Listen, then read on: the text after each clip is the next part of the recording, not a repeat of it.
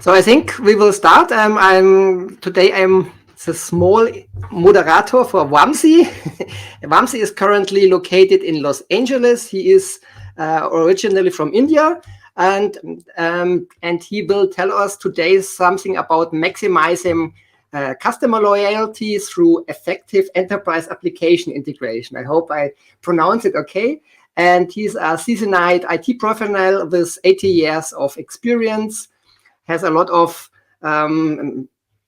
experience and certificates. I think everybody can click on the profile of Vamsi, and then you can see everything which he knows. So you can look, perhaps he can help you with Mautic projects. And I think now I stop talking because Vamsi is now the most important person. And Vamsi, I say, the stage is yours, and I will switch off my webcam. If there are questions, just type them in the chat, and at the end, we will do a small Q&A. So, Vamsi, the stage is yours, and see us later.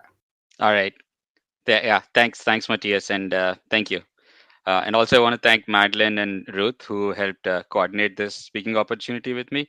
But more importantly, thank you everyone who joined here live, or those of you who are going to listen to this recording later on. Thank you. I mean, you guys, time is valuable, and you have a lot of options to what to do with your time, but you choose to be here to learn with me, and I'm really grateful for that. So, thank you, and let's start the presentation. Let me share my screen here.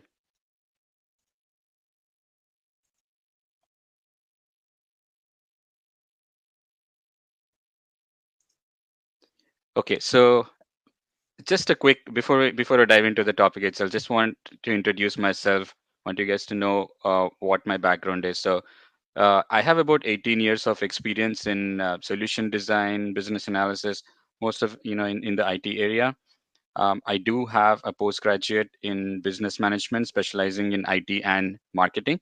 And interestingly, I have a bachelor's degree of technology from one of the top colleges in India, and that's in electrical engineering. So quite a shift there in terms of the education that I've had. But then the last 10 years of my experience has been at DirecTV here, which is a streaming service and traditionally satellite service provider in the US. So I've been with them for the last 10 years, and I'm driving these solutions for various channels through which the services are sold. So and to be honest, I'm actually fortunate, or to be part of the to be part of this journey when the change happened from satellite TV, from how customers viewed content, right, from satellite TV through the dish to now streaming. So well, it's actually more than a change; it's a paradigm shift, right? So I'm fortunate to live through that. I'm really passionate about that topic, but perhaps for some other day. Um, so just to wrap up, I also have previously some experience doing software development. So I built order management software. I've also done sales. I've done cloud sales, selling infrastructure as a service and software as a service solutions. So I've quite a bit of a background there. Now let's jump into the presentation. So here's how we're going to go today, the agenda. So first, I'm going to talk about when do businesses need to focus on customer loyalty? When do they have to, what do they have to do to get there? And then what is it? What's the need for integration? What is the business imperative for integration?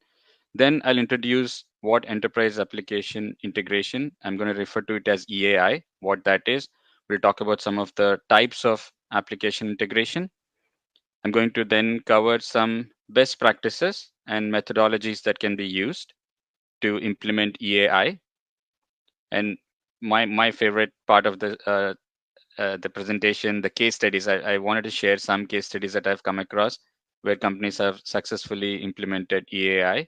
So we'll talk about those. And then if businesses do want to go ahead, go down the route of implementing EAI, want to highlight what the implementation roadmap would look like. And we'll talk about what the benefits that the businesses can reap out of doing that implementation. Finally, we'll tie it up all together with customer loyalty, and then we'll conclude the presentation. So all right, so when do customers need to when do businesses need to maximize customer loyalty? So imagine this scenario. Imagine a business, a new business that just started in its initial stages. Perhaps the business, they just implement some small software, like let's say an email automation tool, or a CRM, an accounting system. But then let's say the marketing team comes to the sales team and says, hey, I want to launch an email marketing campaign, so can I get the list of the prospects, right? So these are smaller systems, they are from different vendors, there's no integration between each of the systems. So someone from the marketing team will have to personally go in and talk to the sales team saying, hey, can you pull me a list of all the prospects? So then that person will have to then go into the CRM, pull the list of the customers, and then give it to the marketing team. So it takes a lot of transactions or iterations for the marketing team to be able to get the list of prospects and then generate an email campaign, right? So and so that's how the growing business. Perhaps it's okay when they're a small business, but what happens when this business grows? Customers increasingly have high expectations for personalized offers. So there's a need for customers to to relate to the brand, to relate to the business, and also they want to have this consistent, seamless experience across different channels through which they interact with the business. Whether they're going to the website, whether they're using the mobile app, or whether they're walking into a store, assuming the business has a retail store available. They want to have that kind of interconnected business, in a interconnected experience across the channels they interact with. So businesses seek to drive, they want to make sure the customers come back to them. They want the customers to be loyal, make the customers repeat purchases, and increase the customer life cycle value, right? So what a customer seeks from a business, the business also wants to be able to give back, in the sense, have them come back to them, relate to them in a way that it lasts for a long it lasts for a lifetime. So, and it's not and this has been proven by studies. There have been research papers that have proved that, okay, 91% of consumers prefer brands that recognize and provide relevant offers. So it goes back to the personalization. So customers desire to have that personalized offers. Now, how do companies then scale? So in order for companies to scale, now they have to start implementing more systems. So perhaps they're implementing a HR system. They're implementing a content management system. They're doing a marketing automation tool. There's supply chain, there's payment, there's billing. All of these systems grow within an enterprise as the business scales, right? From a small business, as it scales, it has to it scales up to all of these systems. So, and any business that goes through this scale needs a way to connect all of these applications, so that the data is shared, and then the business provides that value out of connecting all of these apps. They provide that value to the customer in order to buy, in order to earn customer loyalty. Customer loyalty isn't just granted. Businesses have to earn it. So that's where EAI comes into picture. It helps provide that integration between all of these enterprise apps. Now, why does it matter? Why does integration, why is it needed? Right, like, what is the business imperative for integration? Again, imagine this situation, right, where the marketing team wants to launch a campaign based on purchase history of a customer. So imagine marketing teams having access to that kind of purchase history real time. Or let's say they want to launch an email, a giveaway of a product, right? And then they having access, real time access to the inventory levels for that product. All of this helps. So having that kind of consistent view of whether it's customer data or company product data, supply chain data, having that view for marketers, it really helps in making their decisions, making their campaigns, alive, right? And then the ideas flow through.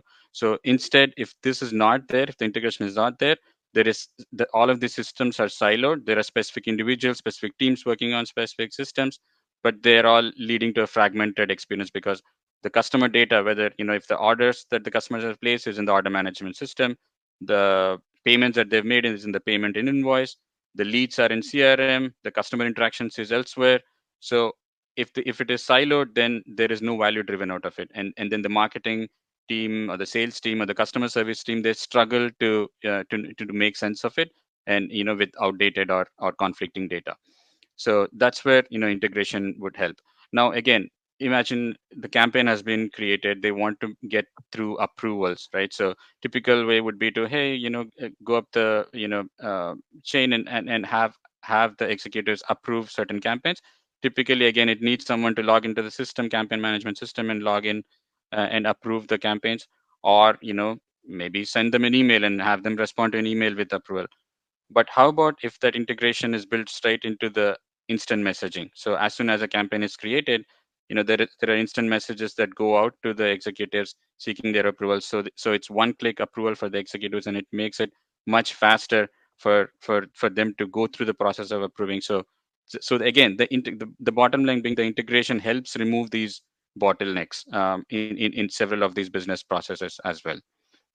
Also, marketers rely heavily on analytics, right? So that businesses gather information from customers at every interaction. Each interaction is a data point, and having that kind of view of the data, in a single place in real time, makes a lot of makes the job of marketers or analysts that much more easier and that much more efficient.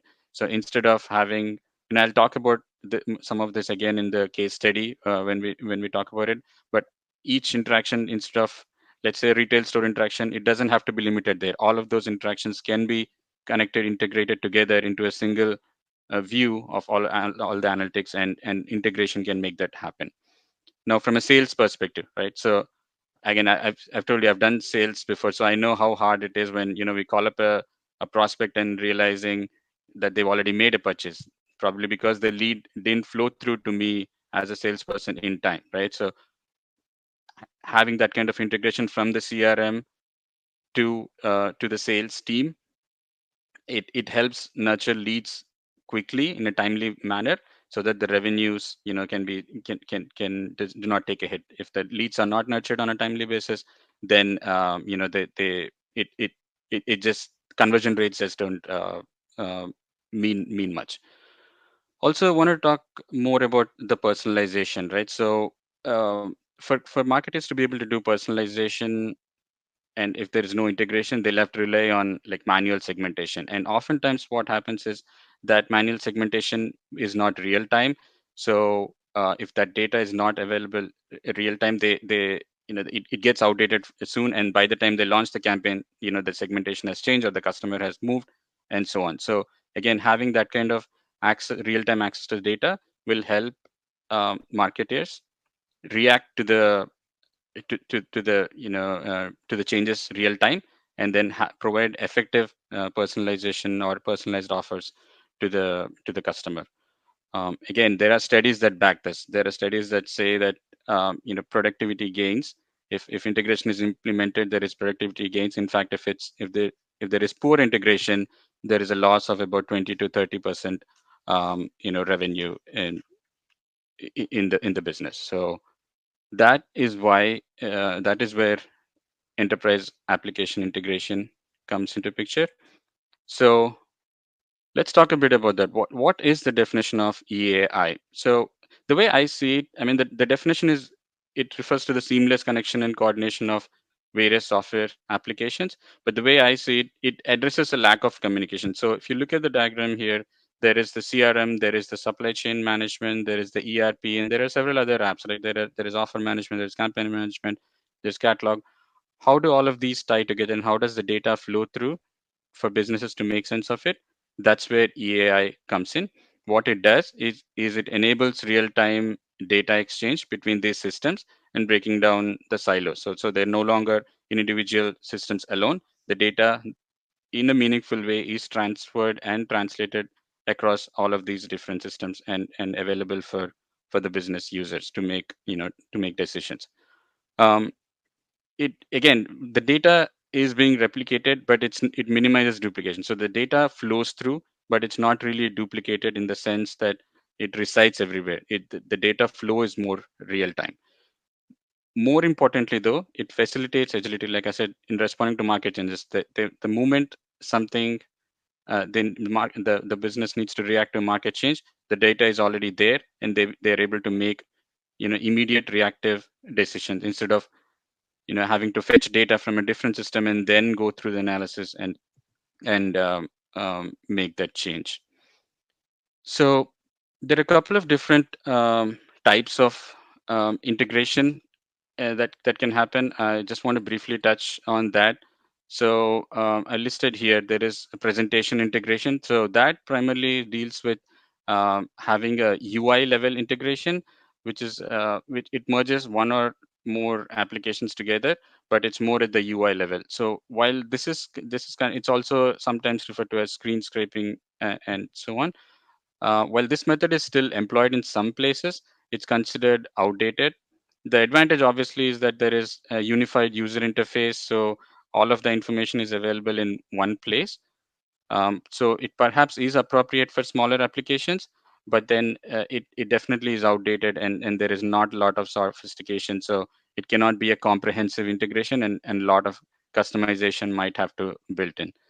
The second type of application integration is called the business process integration. So where here, so let's take an example. So the CRM software, the example here, right? The CRM system has the details about the invoice, and if it's integrated directly with the order management system, as soon as an order is placed in the order management system, the order data flows through to the CRM with its accounting software, and the invoice can be generated there. So or think about another scenario where if an order is placed immediately, there is data it's connected to the scheduling system. So if a technician or someone needs to go and install something, the data flows through to the scheduling system, and the scheduling also happens seamlessly at the same time as the order is placed. So that also that's a kind of business process integration. So the advantage there is that this enhances the workflows, improves the efficiency. Like I said, the installation example, as soon as the order is placed, the installation is scheduled, or as soon as order is placed, then the order information is sent to the warehouse for fulfillment. All of these happens due to this kind of business process integration. So when that happens, it helps automate those routine tasks, and teams can concentrate on more high value work. This also helps that way. Now, there are, of course, certain challenges with business process integration, in the sense that there are security risk. Anytime we're integrating two new systems, there are those integration touch points that is potential security vulnerability, but of course that can be taken care of by using appropriate methodologies. Also, having this kind of business process integration, it can have a system wide impact. So if the order management system, there's an issue with the order management system, all of these other systems that rely on data from order management system fail. So there is a chance of having a single point of failure. But again, a smart, well thought out architecture will avoid such pitfalls, and those can be addressed by smart architecture, really. The other type of integration is called the data integration. This is just, where the data is transformed in a way that systems, the data generated from one system can be understood and interpreted by the other system. So the data is transformed, and and it flows through. But so the advantage there being, it enhances the data quality because the data is now refined to be able to be interpreted by any systems. There is improved collaboration between them. It also, in terms of BI analytics, it helps having that kind of data consistency and data quality. Again, overall, it does improve a lot of efficiency in the processes. So there are challenges with it, but I think it mostly has to deal with the data quality. If the data is not maintained properly in one system, that lack of quality, then just rolls into the next system. So that is something that can be avoided there. The last kind of type of integration is the communication integration. It's a type of integration where there are middleware technologies that are used, like APIs, microservices. We can talk about that more in the next few slides, but those are technology-wise supported integrations, where the benefits are, those are flexible. Some of these solutions are flexible, that they implemented of regardless of the technology or the platform where it is deployed, so it can be on cloud and on premise and so on. So there is the flexibility. There is also scalability as businesses grow, not having to replace the whole thing, but just scale these integrations quickly. um, Asynchronous communication. So in the previous example, if a certain system fails, it doesn't have to immediately impact all the other systems because the communication is asynchronous. So there is some level of independency there. Of course, the challenges with this communication type of integration is that it is a lot more complex. So there is a lot more care needs to be taken. I mean, we need to take care of how the technologies are utilized, um, and may require specialized expertise implementing those, and also during the maintenance. There could be performance impact, but again, especially handling large volumes or specific days. But again, nothing that cannot be addressed by making some smart choices in terms of scalability.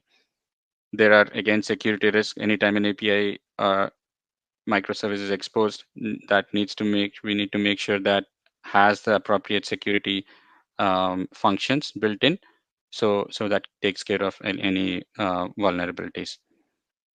Now, so we learned about what is a EAI. Let's talk about some of its best practices. So there are a couple of different methodologies. I don't want to deep dive into each of those, but just high level, right? There are a couple of different methodologies. One is called the point-to-point integration. This is when applications just talk from one application to another. There is a one-to-one integration. This is of course not scalable because over time it builds up to multiple one-to-one integration. Then there's the hub and spoke, where the hub is the it's used to facilitate the data transformation across different applications. So it's much faster, but also complex. Then there is the bus integration methodology, where all the participating applications in the bus integration, they have the common standards, so that's the way they communicate. There's also a middleware. This is it's also the application integrations. There is some logic that can be built within the middleware, so it's abstracted into the middleware layer, so that if businesses choose to replace vendors in the future, they can do so easily. The last one, but I think most widely used right now in the industry, is the microservices type of integration. What microservices are is, they're used across most enterprises right now, and these are lightweight applications that each serve a single function, and they're highly, I mean, they're lightweight, and due to that fact, they can also be deployed serverless. They can be deployed on cloud. So those are very nimble, very agile microservices that can be built to achieve these kind of integration between systems. So these are certain methodologies that can be used. But regardless of the methodology, I think the best practice is to have, for businesses or for organizations implementing AI, need to have clear objectives in mind, right? So um, they need to make sure they are aligned on what is the desired business outcome, and also I'd go through this comprehensive planning and with all stakeholders, whether it's finance, legal, IT, marketing, sales, everyone. The next thing is, as we are navigating the complexities of the newer technologies like AI, Internet of Things, blockchain, businesses need to arrive at some kind of standardization and some kind of industry standards, so that these are interoperable. So again, like I was saying, if a business desires to switch out a vendor, they should be able to do so without having to rewrite the whole business logic. So that is something that needs to be taken care of. We already talked about having that data quality and consistency. So that's an everyday job that people need to do. But more, I think, lastly, to tie it all together, um, businesses need to implement agile practices for development or for ongoing maintain optimization using EAI. Um, okay. Let me wrap up here. So, okay, this was a part of the slide I wanted to talk about. So, I came across a couple of different case studies that companies have implemented, where companies have implemented EAI. Sephora, I think most of us would know this. It's a retailer of cosmetics and beauty products, but they want to be more than that. They want to build that experience. They want to build a global beauty community, right? So, delivering those in-store experience, building that building that connection with with the customer. So that's what they decided to do. But they were in a situation where they had this disparate systems, whether it's managing affiliates. So right, each region, each country had their own affiliate relationships, and each of them were managed separately. There was also the data. So Sephora did not know that a customer making a purchase in the store had previously browsed certain products, list of products when on their app. So they did not have any of that view. And that's when Sephora, what they did is they implemented EAI, where they brought together all the customer information. So now, like I said, they were able to recognize a customer when a customer walks into the store. They're looking at products, from the app. They're able to recognize, okay, they've browsed this, so they are providing more proactive recommendations. Hey, perhaps you're interested in these products, and show them relevant reviews and so on. So they're able to do that, and also give them those targeted personalized offers when someone walks into the store. So that really helped them, um, with increasing their conversion rates. Also, about talking about the affiliates, they were able to consolidate all the affiliates across different regions in managing those affiliate relationships in a single place. So that also led to a lot of cost savings and a rise in average order value from these affiliates. So that was a good implementation. I also know about another company, Shell, that use this kind of implementation. Shell has different loyalty programs, right? Like we rewards, Go Plus, Fuel rewards. They have different loyalty programs across different regions. But then for their pricing analysts to be able to launch an initiative, they had trouble curating this data across from across these loyalty programs into one, so as to make a decision. But once they implemented EAI, they were able to get this data. So their pricing analysts, they're able to decide, okay, this is a particular gas station, are they getting more customers who are just driving on the road, or are they getting customers who live in the area? So that level of data was available for the pricing analyst, so that they can make the appropriate pricing decisions. So these are some really good. There are some really good success stories that companies have implemented EAI, and again, there is studies that back this up. That implementing EAI, businesses reported a 29% increase in open rates for like emails, but also what is also helps is reducing acquisition costs, because we're not companies are no longer mass and sending out mass market emails. They are sending out more personalized emails based on the customer interaction, and that is made possible due to having this integration of data across the applications. All right. I did want to talk about, I know we're probably running out of time, so just want to quickly go through this. The implementation roadmap for EAI has the 4 steps: the planning, modeling, implementations, and then the maintenance phase. The planning phase is where the applications are identified, what kind of applications need to be integrated, what what is the current infrastructure there, what is the scope, what do we want to achieve, and also we talked about the methodologies there, right? So select the appropriate methodology. Then in the modeling phase, they design what is the integration architecture, what business processes do we really want to integrate, right? So, and how do we want to map the data so that it is consistent across the system. So that kind of modeling, data modeling happens in the modeling phase. And at the end of that, we have a blueprint, as a plan, a project plan, as well as a blueprint to be able to implement that. And then comes the implementation phase, where businesses are actually implementing those connectors and adapters, implementing the data transformation, integrating the processes, and then of course testing it to make sure the desired business outcome is achieved.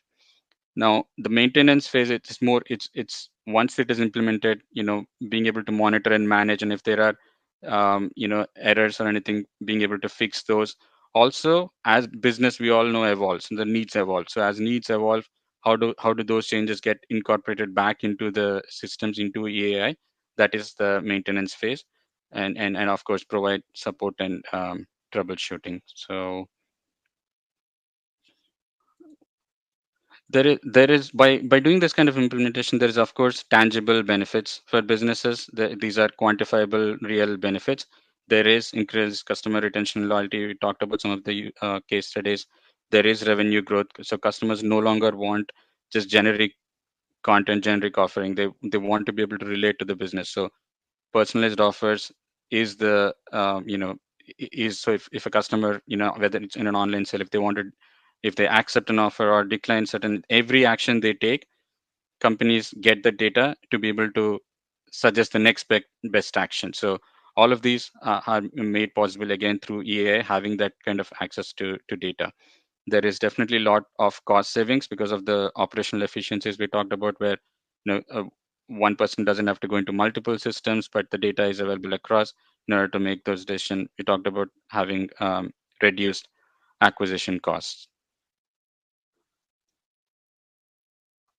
Okay, so just to tie it all up right now, to reiterate, personalization, where businesses track customer behavior and preferences, boost engagement. So all of these are benefits of on customer loyalty by using EAI. Boost engagement. So there are companies that offer interactive features in their apps, like gamification. All of this again is made possible uh, with EAI.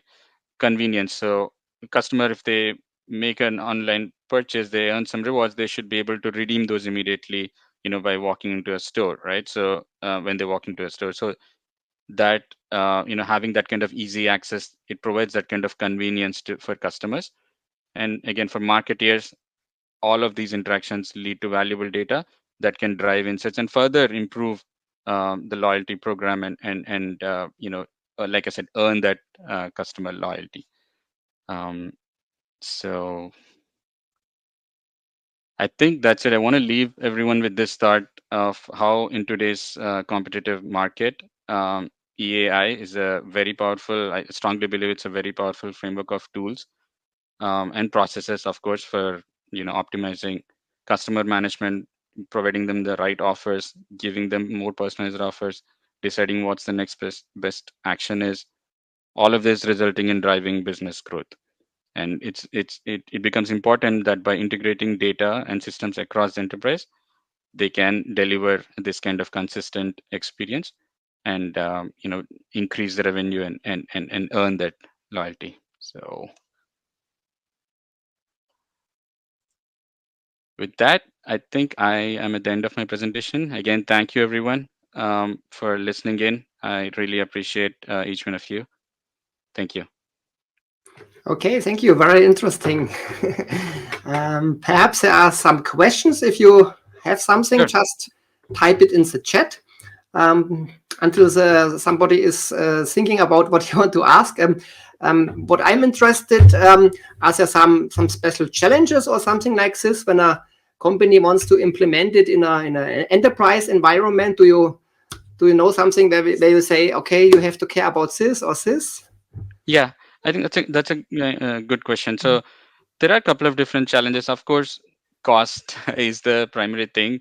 All any kind of this kind of large scale implementation for a business involves a lot of upfront cost, and whether it's through investing in technologies or in skilled professionals that are that have expertise in implementing this. So that it is an upfront cost investment. So that's one of the challenges. However, companies should consider not as an expense but as an investment, because it does lead to long term benefits. So that like I said, the ROI, right? We talked about the ROI benefits. There is definitely a lot of return on when companies invest doing something like this. Mm-hmm. There's also the data integration complexity, like different systems coming from different vendors have different definitions of data. So bringing all of that together, having that kind of common terminology, I think that's a challenge if there are disparate vendors to begin with. But that's precisely the purpose of abstracting some of that internally, so that company businesses are able to, if they choose to, because they do have to, right? And in a competitive market, prices, where pricing and everything is competitive, they should be able to replace vendors, for products. So that's what businesses are looking for. So being able to abstract that, I think, is another key thing. Also, security. I think that we have to talk about security. Definitely, any integration, make sure security. protocol security functions are not ignored.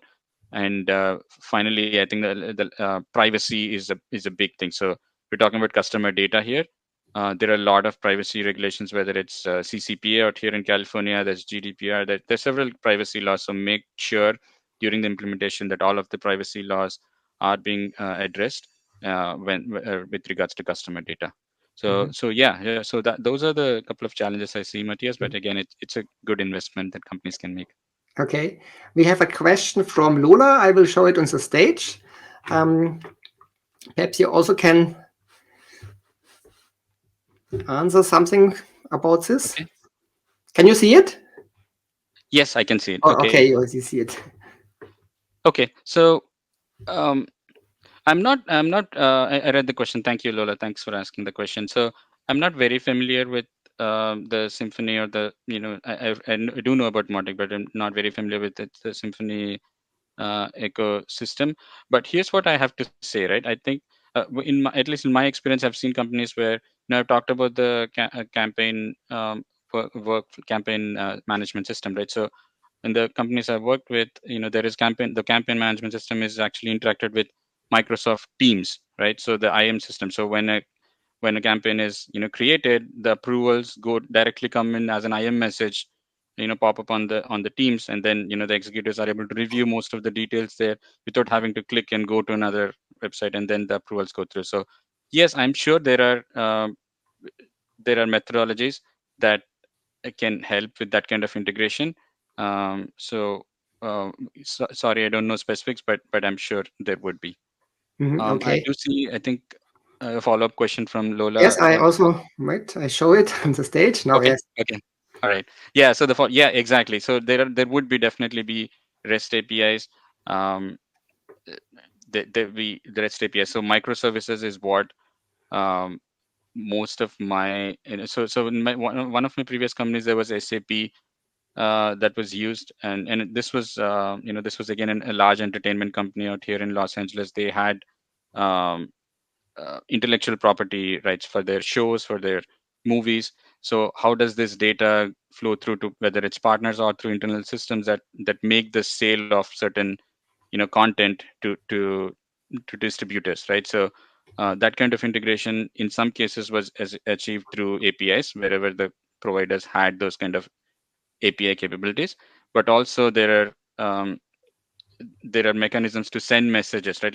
Like the um, the system that is sending the data would be the publisher, where they would publish certain data, and then different subscribers, right? Like let's say we send in this company sending out a movie metadata, right, and then there are sites like IMDb or who publish that movie metadata. So all of those would be the subscribers who would subscribe to the data coming in from this system, and then they use it to display in their particular system. So there would be there are opportunities there. I mean, there are a couple of different methodologies, like I said, microservices, REST APIs, this publish subscribe methodology. So yeah, there are options.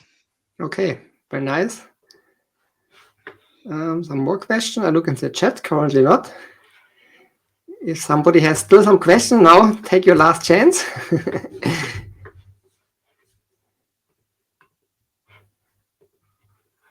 So currently no question, but I think will you be available in the Yeah, how is it I'll be called there. I don't know the exact word for the room in the Modicon where you can talk to Yes. each other. So perhaps if somebody has some question Yep. later, perhaps we Absolutely. can visit and talk to Vamsi Absolutely. again. Okay. Yep. Thank you. And I'm also my profile link has a link to my LinkedIn and other social. So please, if there are questions, please do reach out. Yes. Thank you so much. So thank you for your time, everybody, and perhaps we will see us in one of the next Mautic sessions. So All right. bye, Thank you. everybody, and we will see you again. So bye, Thank you. Vamsi, and I will end the session now. Thanks.